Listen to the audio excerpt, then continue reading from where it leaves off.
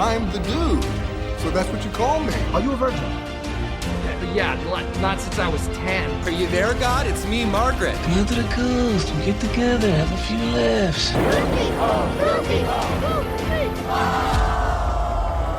Gentlemen, you can't fight in here. This is the war room. Can I return it if it doesn't fit? It always fits. Eventually. Welcome back to Movie Mingle. I'm Caveman. And I'm Maggie. And we're on episode 28. Yeah, wow. And we're doing our next animated feature, which is The Incredibles. Hooray! Ba-da-bum-bum-ba-ba-bum. Superheroes, pew pew, stuff. Let's go ahead and get this out of the way right now. While we are recording, there are people at our apartment complex doing some renovation. So you're going to hear some bops and bangs and other things. Just a lot of hammering going on. A lot of hammering. Yeah, just bear with us, guys. It is what it is. Just just the way it is. Yep.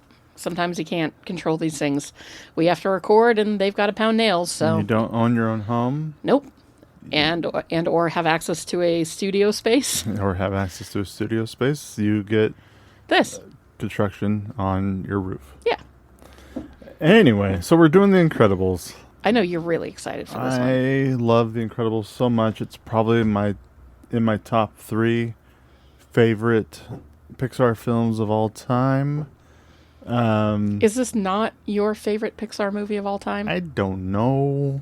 Things change. Yeah, but Caveman. But probably... It's been 20 years. This movie is 20 years old. Which, yeah, when we pressed play on this last night, I was like, oh, this was made in 2004. Yeah. Holy shit, this is 20 years old. Yeah.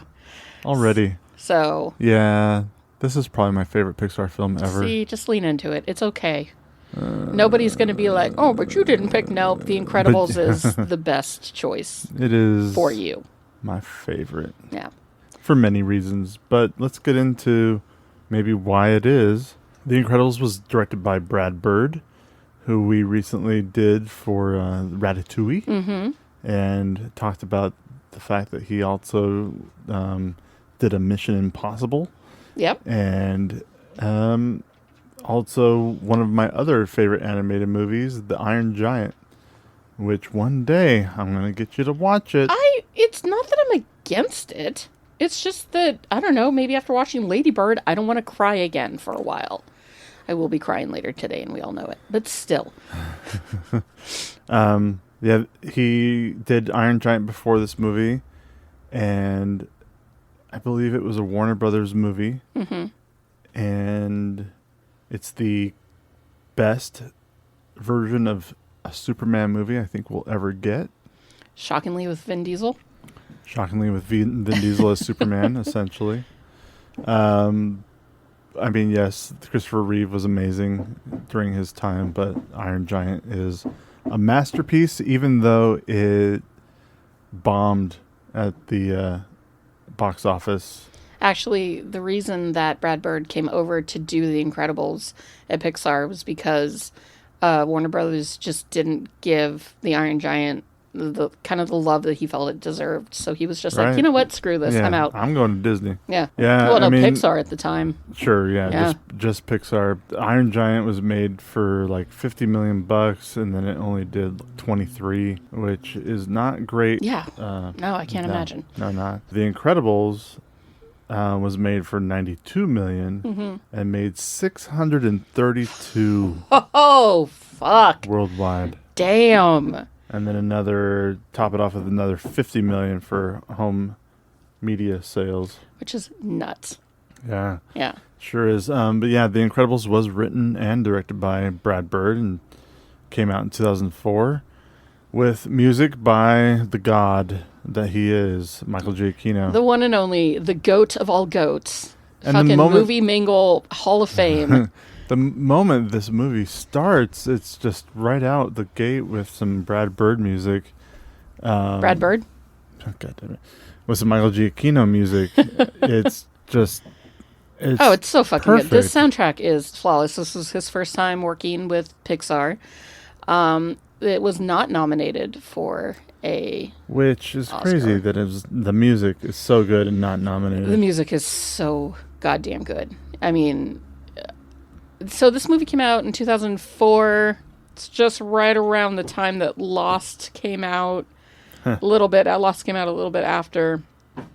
But yeah, Michael Giacchino for the last 20 plus years, just goating it across the board. He is the Simone Biles of composers. Simone Biles. The cinematography was done by Andrew Jimenez, Patrick Lynn, and Janet LaCroix, and they all have their background in animation, special effects, especially CG. You know, Incredibles was one of the first CG animated movies to use a primary like human cast. Yes. Like everything else was either toys or bugs or monsters, right? Cars, right? And now we have a full cast of humans that we're animating, so they had to do hair, and clothing. Oh, the clothing is the textiles are incredible in this film.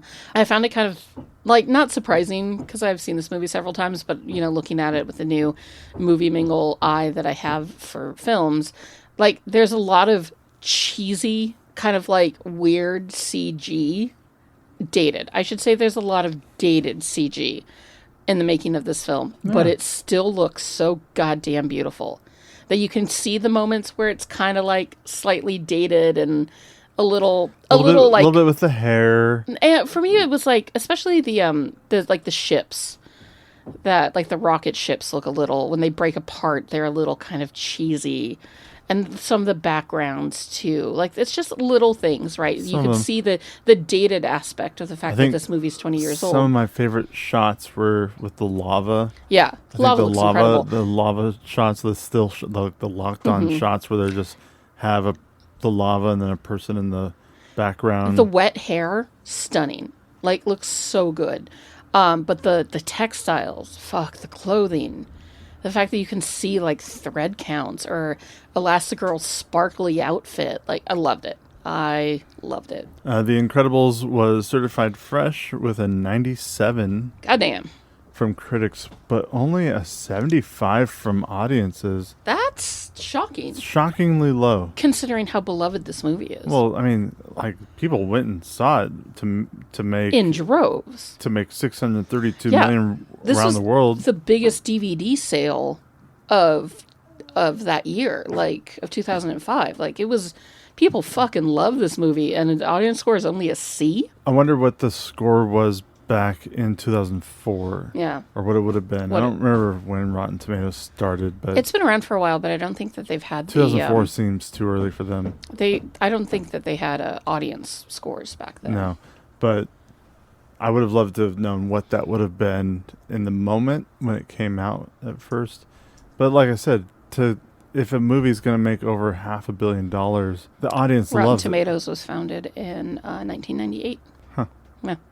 Well, there you go. It was nominated for 4 Oscars in 2005. One was for Best Animated Feature, obviously, which it won. Yeah, obviously. Pretty easily, I would say, because it was against Shark Tale with Will Smith and Shrek 2. Wow. Which I like Shrek 2. Shrek 2 is a fun one. And it is on this list, surprisingly, kind of. But, of course, The Incredibles was going to take it. But, of course, The Incredibles was going to take it. God, Shark Tale, I'd forgotten about that. It's a terrible movie. It was also nominated, which often animated features don't get nominated into the screenplay category.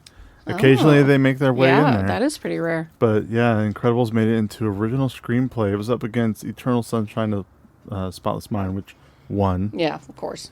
And then... but it also went up against Martin Scorsese's The Aviator and Hotel Rwanda. Oh, yeah. So that was a tough year for an animated film to even try to win. But yeah. Well, sometimes the nominations are, it's truly an honor just to be nominated, they say. Right. And then one interesting one, because nowadays sound is all one category. The Incredibles won for sound editing, but lost for sound mixing. Interesting. And sound mixing went to Ray. Oh, well, with, Jamie Foxx. No, that's going to happen. So it won 2 Academy Awards. Yes, it did. Yeah, good for it. It's got a great cast. A really great cast. I mean, we got Craig T. Nelson as Bob Parr. slash Mr. Incredible, who may as well be called Mr. Fantastic. Yeah. Even though he doesn't have the same power as Mr. Fantastic. But you know who does have the same power as Mr. Fantastic? Helen Parr. Helen Parr. Yeah. Also known as Elastigirl. Played by Holly Hunter. Holly Hunter. Who just eternal babe. Yeah, Just eternal babe. Does a great job in this. Yeah. Love her voice. I love her voice. The way that just that southern drawl. Like, it's so, I can't even try to do it. It's great. so fucking good. Great. There's no one who could be Holly Hunter but Holly Hunter. Samuel L. Jackson. Motherfucking. Wonderful. The BAMF. A wonderful role in this as Lucius. A.K.A. Frozone. And then we also get... Jason Lee. Sorry. I was trying to go through all the family members first. Okay. You ahead.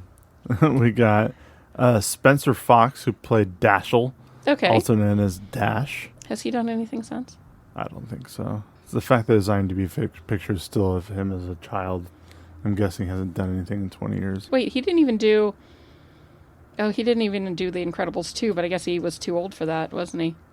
But he did do The Incredibles video game. Lou Romano, Yes. who we previously did for Ratatouille, yeah. who played Linguini.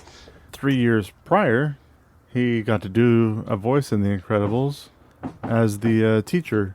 Oh. And when you hear the teacher, Yep. when you hear him talk, No. you're like, I know that I voice. know that voice. Yeah. And then, later he gets to do Linguini, which I thought was fun. Sarah Vowell.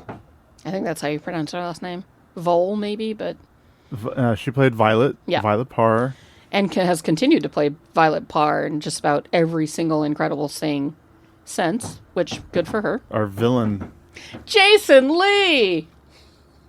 I don't know why you're That's yelling. actually an inside joke that I have with friends from high school that I don't even talk to anymore. But when I see Jason Lee, I've got to be like, Jason Lee!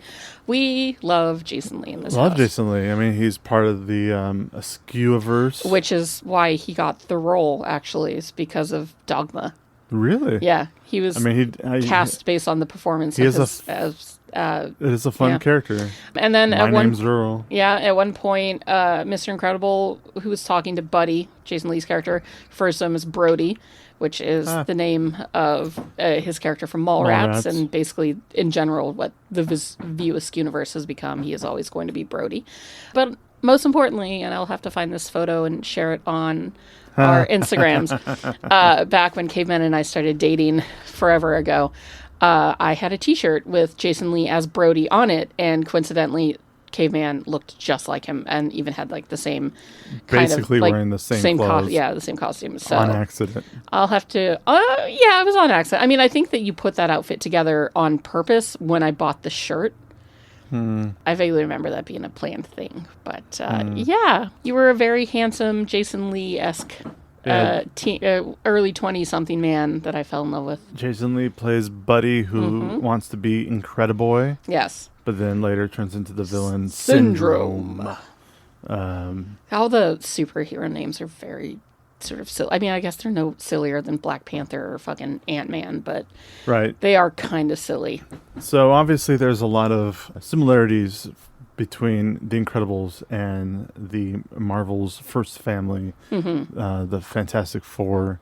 I mean, Bob Parr is essentially the Thing. Helen Parr is essentially Mr. Fantastic. Violet is essentially Sue Storm. Yeah. And then I do appreciate that they didn't just make Dashel or Dash Yeah. straight up just Like Johnny Storm. Johnny Storm. No, he's the Human Flash. Torch. No, they gave him a different power, which Yeah. I do appreciate. I like. He's the Flash. He's the Flash. Yeah. Flash, Dash. It's all connected. So that's essentially our family, our first family of Pixar. And to this day, I still think this is the absolute best representation of a Fantastic Four movie. We'll see. We'll see how the MCU's Fantastic Four and Doomsday movies do. I'm excited. I love the idea of the new Fantastic Four family. I mean, fucking Pedro Pascal, sign me up. I'm excited about it, but first of all, We've been burned before. We've been burned before, but I am also a fan of the first Fantastic Four movie with Yolanda Griffith and Chris Evans and Jessica Alba, who's so goddamn bad in it. Oh, she's so bad. She's the worst of She's the worst part of it. Everybody else I So really good. like. Yeah. And even I do like the Doctor that movie. Doom was decent. He's fine from Yeah. the guy from Nip Tuck. Yeah. He's fine. He's not Doctor Doom for the comics. No. Doctor Doom has ever been the Doctor Doom for Well, the we'll comics. see how Robert Downey Jr. does. I don't know how Robert Downey Jr. is going to do as a Do you think European it's just going to be his dictator. voice? I don't know. I mean, because he's behind the mask the whole time, right? All right, we're getting away from things. The Incredibles. That's true. The Incredibles. It's an amazing, amazing. It's an incredible movie. Oh, it is incredible. Zing. Whoa. Hey-oh, it had to be said. But yeah, like I said before, from the start, the opening theme and music sets the tone for this superhero movie, slightly spy kind of music feel to it, especially with his... Kind of like early James Bond-esque. Yeah, very James Bond, especially with his Mr. Incredible's gadgety type car. The airplane. He has to stop chasing a thief to help an old lady get the cat out of the tree. Yeah. Very, very superhero. Like I gotta help everybody with every problem. I like it how at the beginning he's like, "You saved the world," and then it just needs saving again. needs I saving feel like again. the maid. Can't we just? Keep I just this clean this up. Can't we just keep it clean for 1 second? Yeah. That is. I mean, that would be the life of a real superhero. They just be like, "I just fucking saved this planet. They can't have a day. A damn day." Another thing that I used to use Incredibles for, back when I first got my surround sound set up, the sound design. they have on the DVD for the Incredibles. They have it's like a helpful way to set up your surround sound. You can put in the Incredibles disc, go to a special feature, and it helps you figure out the perfect levels to put each speaker and bass. Yeah. Your subwoofer and everything at, and then you can watch specific scenes from the movie that are very actiony. You goddamn nerd. Very surround sound. It's always been one of those go-to, and not just sound either, like picture as well. It helps you test like the all the different settings of your TV too to get the perfect picture. Yeah. No, it's not. Lost so many people. No, everybody. All of our listeners. This are is just why like people tune in to Movie Mingle. Like, God, Caveman's going off on some bullshit again. Incrediboy comes in, and at the time he seems like he has some really janky gadgets, but then it turns out he's probably one of the more... He's a clever inventor. He's a very smart inventor, actually. Smart guy. The 0 point is still only a theoretical possibility that, like, Einstein came up with. Oh, really? Yeah. I didn't know that. So, like, he's a very smart child and person. He's just also a skeeve. And yes. I truly believe that Syndrome's is a superhero. He's a super. Because there's no other way you could get your hair to stand straight up like that. Like, that is absolutely his superpower, is just really cool hair.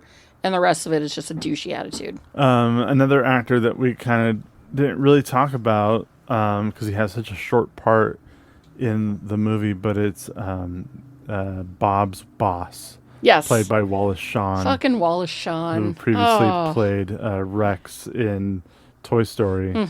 But his voice makes for the perfect douchebag kind of asshole boss. Asshole boss. I love his voice. You can pick it up as soon as you hear it. Yeah. His character, like, his face and everything is also very sort of uniquely, delightfully weird, too. And, I mean, we all know and love him from Princess Bride and many other movies, but his voice alone is so good. I do love that flashback exposition that you see through the news reports.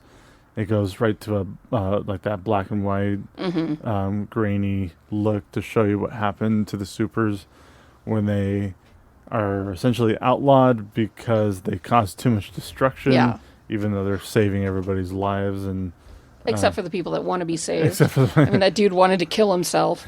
I saved your life. You ruined my death. No, it's so much fun. This movie's just so much fun. So I've gives you that childlike wonder with superheroes. Yeah. Gives you that it's a great family great story. camaraderie with the family Yeah. and the team building. Everybody starts kind of like at odds with each other, angry at each other. Growing up with a family that won't let you have superpowers, but your family won't let you use those superpowers, like Dash. And then that desperate and want to feel normal as a teenager. Exactly, like Violet does. She just wants to be normal and be loved by a crush, but then by the end they'll come together and Yeah, it's beautiful. It's great. And that was a movie mingle for this week. yeah, Everybody. that was easy. I've got a question for you. Sure. If they made this movie, if they made a live action version of this movie, who would play the characters? Because I have my ideas. Because I was thinking about this while I was watching the movie yesterday. It would be great to see Chris Evans as Mr. Incredible, because he was a superhero, right? But he's let himself go a little bit, and he's still kind of like going. It would either be him or Hemsworth, because as I was watching, like the way that Bob Parr goes from being like this schlubby, overweight, kind of wreck of a man into somebody who is still very large but physically very fit. I was like, oh, that's kind of like, Fat Thor turning back into Thor a little bit. So Hemsworth could do a good version of it. But I think that seeing Evans come back and play a superhero again, but it being this version of a superhero, would be a lot of fun. I was thinking of David Harbour. David Harbour, just because he does have that dad-like quality, plus that's solid. He's still intimidating even when he's a little overweight. But when he looks thin and built, he looks also still intimidating. Yeah, and even more so, sexy. and incredibly sexy. Yeah. And I think for Helen, unfortunately, as much as I hate it, I think Scarlett Johansson would probably kill it. And I hate it. But I think she'd do so good. What about Anna Taylor-Joy as Mrs. Parr? I think she's too young. Yeah, maybe a little. I think she actually, you know what? I was having a hard time trying to find a person that would play Mirage. I think that she could play Mirage. Sure, no, that's a good Mirage. Tall, crazy eyes, very fair. What about Cate Blanchett as Mrs. Parr? A little older. I don't think too old yet, but there's it doesn't have to be her current age. Please, yes, absolutely. I want that. Give me an Incredibles live action with Timothée Chalamet as David Harbour as Dash. No, Dash should still have to be a child. Or Timothée Chalamet is Jack. Chalamet is Jack. Tom Holland. Do Tom Holland as Dash. Still old, like too old now. Too old now, but yeah. I like choosing any age of their acting career. That's fair. So do a homecoming. When he was younger. Do a homecoming version. But Dash is like in the 4th grade. Okay, so then let me do it this way. Instead of Tom Holland, I want to go for Stranger Things season 1. Oh my God. With Gatton Matarazzo, who played Dustin. Yeah. Yeah, I want him as Dash. Fair. I wasn't going to cast the kids because I figured they just get whatever kid actors were around these days. I got to think about some of the kids that are... You know what's unfortunate, though, is you and I both know that Edna would be played by, like, Awkwafina, right? Like, you know that they would do that. And I don't really have anything against Awkwafina, except when she's turning it up to, like, there's levels of Awkwafina. There are levels of Awkwafina. And, like, Awkwafina after an 8 is a bit too much. An 8's a bit too much. Once she goes to 11, I'm out. I mean, if she goes to 11 a lot, but you know that's who they'd have be Edna. Yeah, I mean, in case our listeners don't know, Edna was played by the writer-director of this movie, Brad Bird. Although, Edna herself is a tiny little Asian woman. Yeah, but he does such a I know, great like, Edna's voice. Perfect. Like, Edna is no capes, darling. Like, it's just, we all fucking love Edna. She was the standout of that movie, and they didn't intend for her to be. Like, they even hired another actress to do it, and she was like, why? You've already done it. This is perfect. You know who would play Frozone? A de-aged Samuel L. Jackson. Because it's the only person who can play Frozone. Like, he would just be Sam Jackson from Captain Marvel. Just de-aged and running around, not trying to look like he's in his 70s as a superhero. But it would have to be him. Who else could be him but him? Back to Awkwafina, I just wanted to say, people who maybe are just over Awkwafina or think that she's just playing the same character all the time. Yes, she is great in that TV show that she did. And then Nora from Queens. I love Nora from Queens. She's great in that, but I highly recommend people to watch The Farewell back in 2019. I haven't seen it, but only because I don't want to cry. And we all know what happens when I cry. We all know what happens when you cry. Yeah, but I'm right about Sam Jackson, though. What? That the only person that could play Frozone is a DH Sam Jackson. Yeah. Yeah, let's do a DH Sam Jackson, yeah. It's all that Disney Where's money. my super suit? I said, where's my super suit? Where's my super suit? Oh, honey. Honey's just the best. The world's in danger. My evening is in danger. I love her. She was played by the human resources girl. Oh, man. Oh, God. Like, I just love that Pixar just, like, finds the best voice in the office and throws them behind a microphone. You know what I always think about when things like The Incredibles or the Sokovia Accords come along and try to outlaw superheroes? Yeah. It's that it doesn't get rid of the villains. The villains are still there, plotting to take over the world, doing awful shit to people, killing people, kidnapping people, you know, all of that nonsense, right? The bad guys are still there. Now there's just nobody strong enough to stop them, right? Just because they got rid of Mr. Incredible doesn't mean that Bon Voyage was also like, well, I guess I should go home now because I've got all the money. Like, he was still out there doing his shit, right? But Mr. Incredible could stop him, but the cops can't necessarily. So you're getting rid of the only people that could actually stop these bad guys just because the good guys might accidentally hurt some people. You know, would you rather them be hurt or dead? I mean, it's the whole thing with Civil War was, we need you guys to stop acting outside of the law. Basically. It doesn't stop the bad guys from... Doesn't stop Baron Zemo's whole plan of... destroying the Avengers. Right. And he was willing to do whatever it took to destroy the Avengers. And the true villain of Civil War is the Hydra agent that doesn't give him the information when he wants it. I mean, yeah, he could have... a lot of people's lives would have been saved if the Hydra agent just gave up. Yeah. And told him... what he wanted to know. The Avengers would have still broken up based off of the plan that he had, but a lot less people...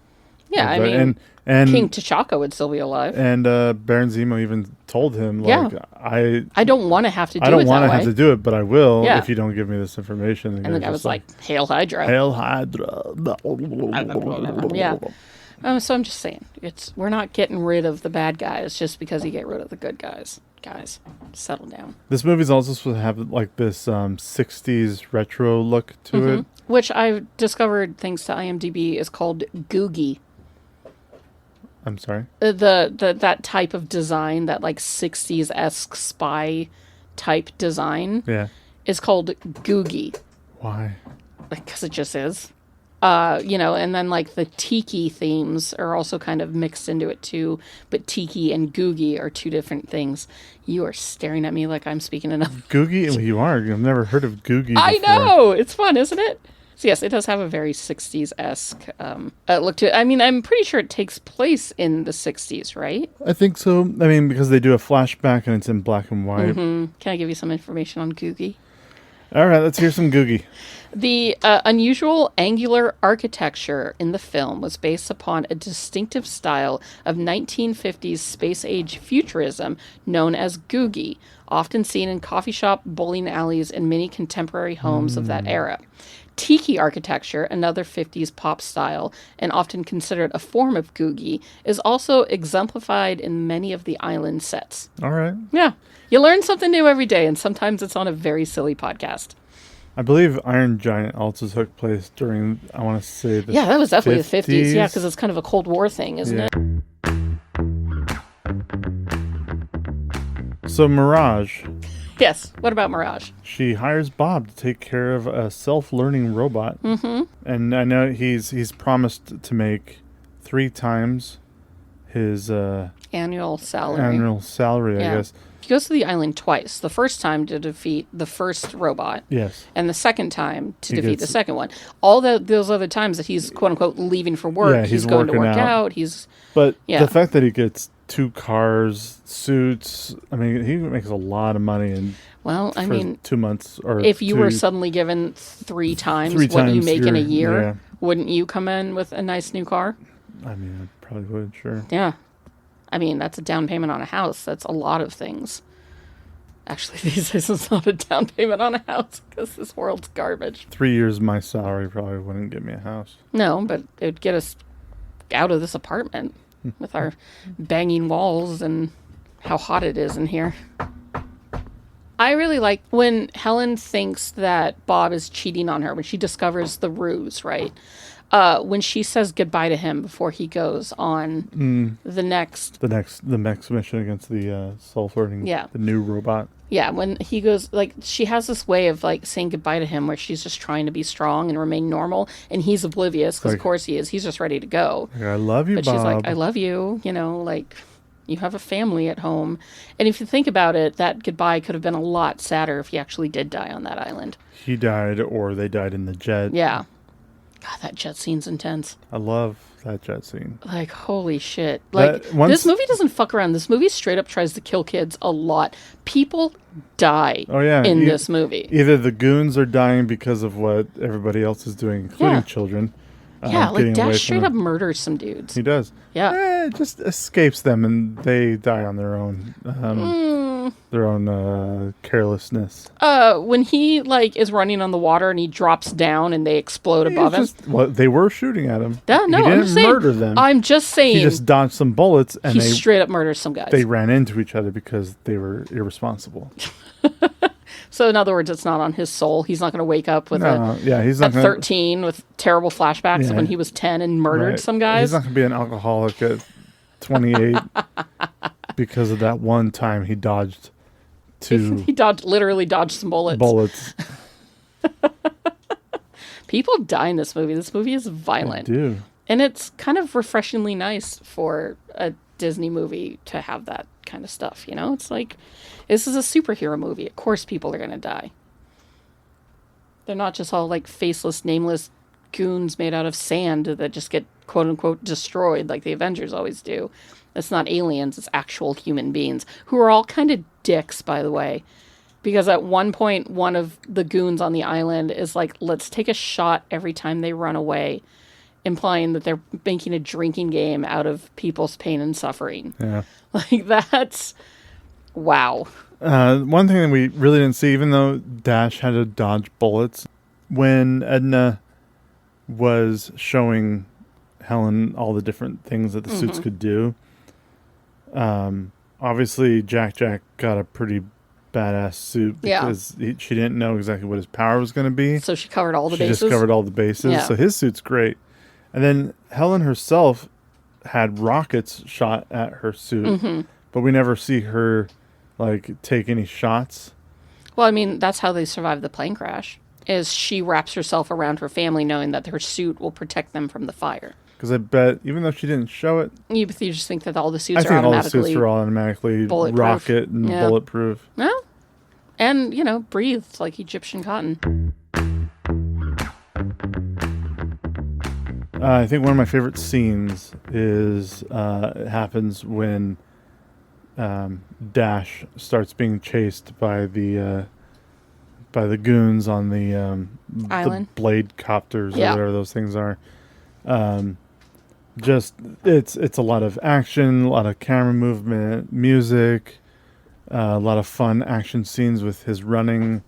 Of course, getting the goons to crash into each other, trees.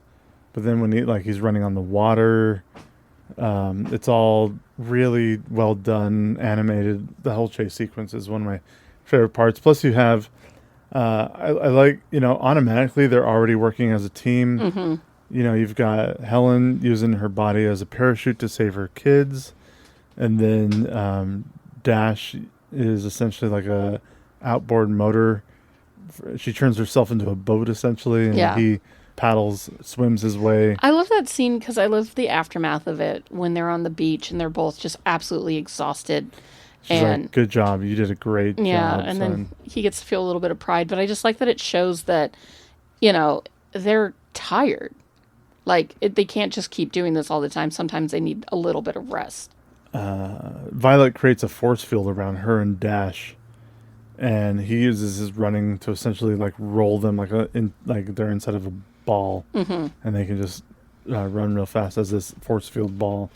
Yeah, I'm always a sucker for when the team finally gets together and has that one great moment of like superhero posing before they've got to kick some ass. And so every time the family is together in the jungle and you get that little moment, the parents beating up a bunch of them and the kids are just like, "Whoa, you guys are cool!" Seeing getting the kids getting to see their parents be badass. Yeah, like it's such a fun film. And it's just funny because I've never seen the second one. Yeah, we need to watch the second one because it really is. I don't think it has the same charm and magic that the first one did, but it has a lot to live up to. But the second one is very entertaining. Takes up pretty much right where the first one left off with the Underminer. It's perfectly great. Yeah, Pixar movie. I just haven't seen it. One thing that I like that this movie shows off is mom rage, especially when she is, like, obviously when she's on the airplane and she's screaming at her kids, that's one thing.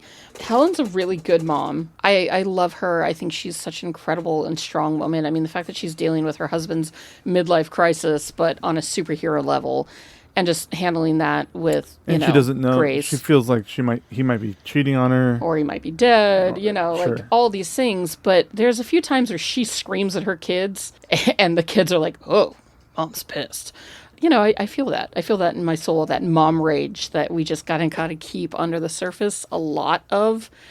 And sometimes it slips out, and sometimes it's needed. If I was ever God forbid, let's hope it never happens, but if I'm ever in a situation where I've got to keep the kids alive during something terrible, I too would be like, listen up!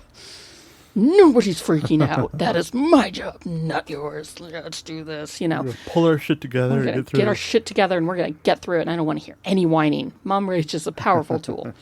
I actually, I didn't write a lot of notes down because I was too busy watching the film. This is another movie that is just so entertaining. It's so good. And captivates your attention so much that you're just like, I just want to put my notepad down and watch the movie, enjoy what's happening. I pick up certain character moments. Mm-hmm. I was picking up a lot of the background scenes, like the waterfall, when the waterfall splits open. Oh, yeah. And you see it slowly split as it goes down. Yeah, the animation is so stunning. And that lava wall. They took some liberty on the human form, of course, but you get things like Andy's mom, but you don't really. No, I mean in The Incredibles, like they took some, like when you're creating a bug, it has to look like a bug, but you can anthropomorphize. I don't know if that's the word, but you can turn a bug into a human-esque creature, right? Yeah. But you can kind of have some liberties with how they walk, how they talk, their gesturings and everything. Whereas with humans, we all know what a human looks like, right? They couldn't uncanny valley this. So they had to put in the effort. And it shows. And yeah, some of the CG is a little rough. Like, I'm specifically thinking of, like, when the rocket is going... When the rocket leaves the island base and is going towards America... And, like, it's in the sky in space, and then when it re-enters the atmosphere and, like, splits apart, it's very clunky. Like, it's some clunky CG, is all I'm saying. You look at it, and you're like, that's a little clunky. But it doesn't matter because the costumes are incredible. I don't think the hair is that bad. I mean, The Incredibles walked so that Brave could run. Oh, man, the Brave hair. I mean, yeah, like, each and every one of those curls on Merida's head is their own living thing. So, like... it's, you know, or Sully's hair, for God's sakes. Sure. Like, you know, they decided to make Sully from Monsters, Inc. this giant, fluffy monster dude. And they had to animate all that hair, which Monsters, Inc. is coming up fairly soon for us, isn't it? Like, I kind of forget. I always kind of forget how the animated movies end up falling into place. Because that is a movie that I love and I haven't seen in a very long time. Oh no, we are a while away from Monsters, Inc. Finding Nemo is going to be a fun one. And Up's going to devastate me. Oh God, then Toy Story 3, then Inside Out. Oh God. You thought Lady Bird was bad. Yeah. Motherfucker, you're going to have to record an Inside Out podcast with me. Finding Nemo doesn't make me cry, except for its beauty. But we'll talk about that in about a month. Caveman loves The Incredibles. I enjoy The Incredibles. I think it's a perfectly fun film. I love the action sequence at the end with the giant robot figuring out how to work with everybody, you know, or against everybody. I love that the robot sees Syndrome as a threat and takes him out. I don't understand why he had to be so smart, because just make him destructive, because Syndrome's planning on being the hero anyway. So he doesn't have to.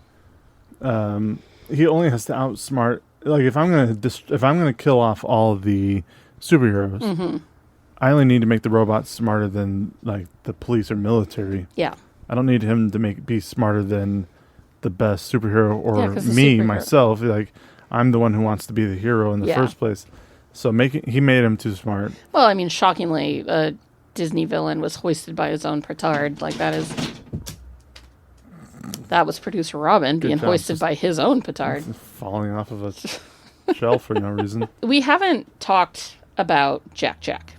Oh, Jack Jack. Jack Jack starts, you know, we start the movie off, you think that this baby was born normal, he doesn't show any powers, which makes me wonder if, I mean, I guess they don't explain how the superhero, like, life works, but, like, are the powers instant? You know, it's not like you get them in puberty the way that the X-Men were. It's just, you know, you're born with powers. And they think that Jack Jack was born, quote unquote, normal. And I know it's not an official part of the movie, but it is kind of the Jack Jack Attack short film, which shows Kari interacting with, you know, or babysitting Jack Jack and him discovering his powers.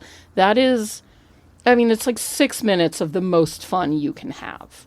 It's just so enjoyable watching this poor teenage girl just going after demon baby on fire, baby with laser beams in his eyeballs, just crazy baby.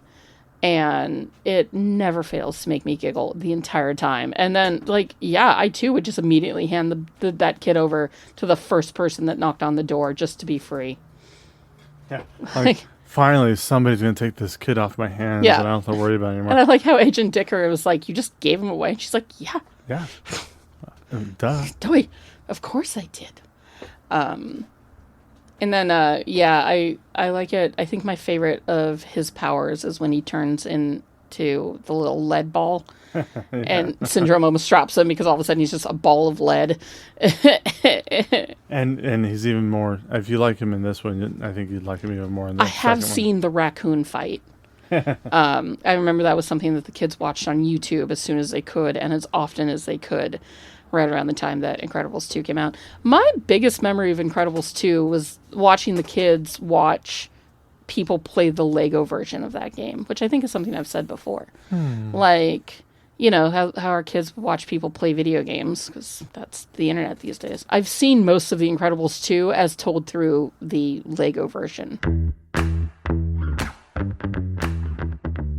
Meg, what would you give The Incredibles? I'd give it a solid 4. Okay. It's a fun movie. It's beautifully done. It is not my favorite Pixar movie.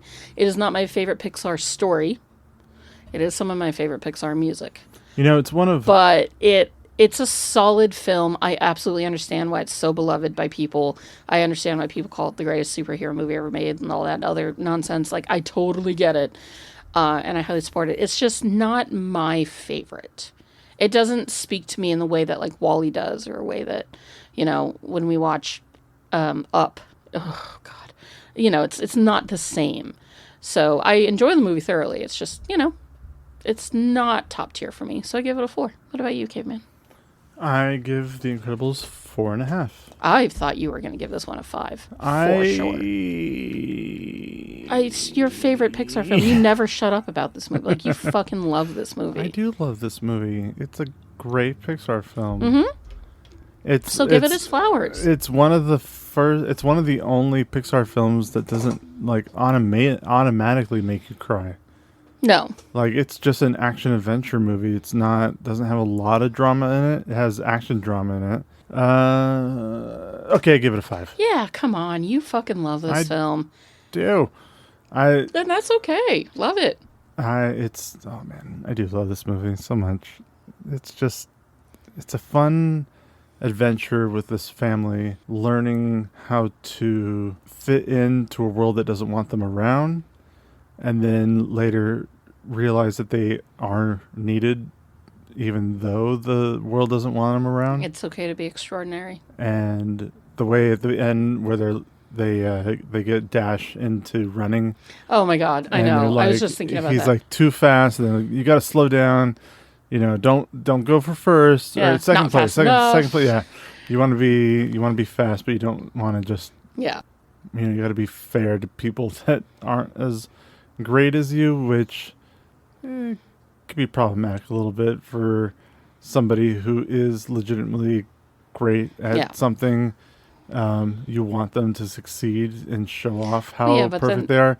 I know, they it's a whole keep thing. Their secret they got to keep their identities, identity blah, blah, blah. and all that stuff. Yeah. But do you have a favorite scene?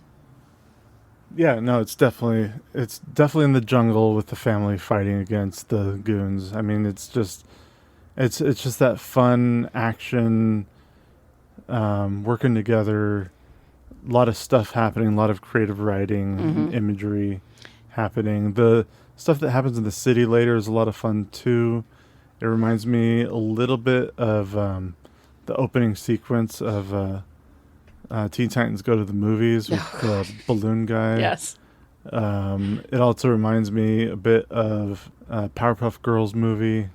Oh, I haven't seen that in forever. Yeah, no, there's I kind of forgot that existed. It's a great movie. Do you have a favorite character? I mean, when I was younger, I probably thought Dash was really cool just because I thought super speed like the Flash is just a really cool power. Later on in life, being a father of 2, I can definitely relate a lot to Bob. Does that mean that you don't actually go to work, but you, yes, in fact...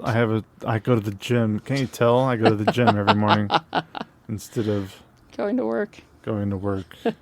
And I'm secretly making 3 times more than my salary. Yeah, no, that would be what I would be pissed off about. I'd be You've like, been hiding motherfucker. this? Like, well, I'm glad that you love this movie. We all know what this movie is. We all know The Incredibles, and we all know that it is incredible.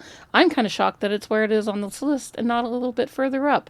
I guess with a 75% Rotten Tomatoes audience score, maybe we value it more than others. But we love superheroes, too. A lot of people may not have grown up with it. Yeah. I don't know, it came out at the perfect time for me, I can't probably. believe it's 20 years old. 20 Like, years I old. can't believe this movie is 20 years old. I think that hurts the most for me because how has it been 20 years? Like, that was the blink of an eye. It's a great film, and we here at Movie Mingle, of course, highly love and highly recommend The Incredibles. So, Maggie. Yes, Caveman. I've got 2 questions for you. Hit it. Somehow Palpatine returned.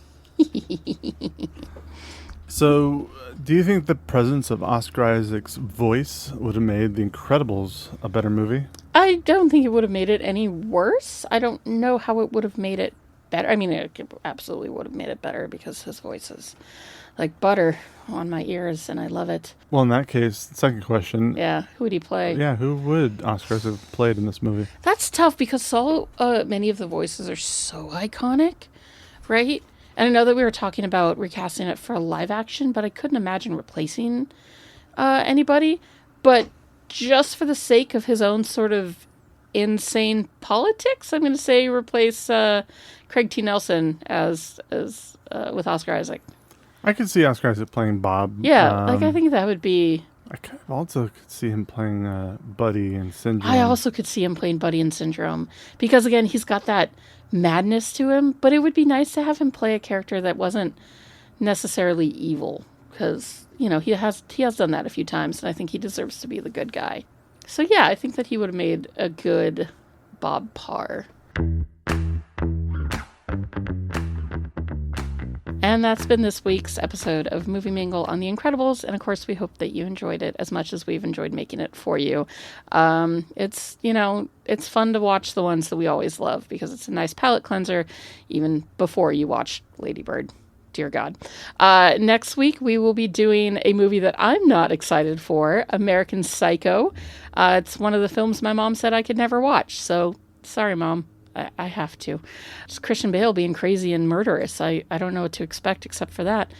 You can follow us, as always, on Threads, Instagram, and Letterboxd at MovieMinglePod. You can email us at movieminglepod@gmail.com with all of your comments and suggestions. And you can find us on YouTube at Movie Mingle Podcast. Thanks for listening. Feel free to rate us 5 stars or whatever you feel we deserve. And we really appreciate all the love and support we get from you guys. It's definitely made, doing 28 episodes of this silly little podcast a lot of fun and really worth it. And also 28, that's incredible. I'm really proud of us, and I can't wait for a lot more to come. Go find your superhero family and go mingle. Bye. Are you an effective team? We are an effective team. Let them fight. How did you just do that? I'm a really good lawyer. Here on Caladan, we ruled by air power and sea power. On Arrakis, we need to cultivate desert power. Welcome, Mr. Beach. What's that bar? I'm a little confused. Well, we wouldn't want that, would we? I don't want to brag, but I will. I was in the Avengers. The Avengers? Yeah. That's great. Thank you. What is that? I'm gonna make him an offer he can't refuse. Toga, toga, toga, toga, toga, toga, toga.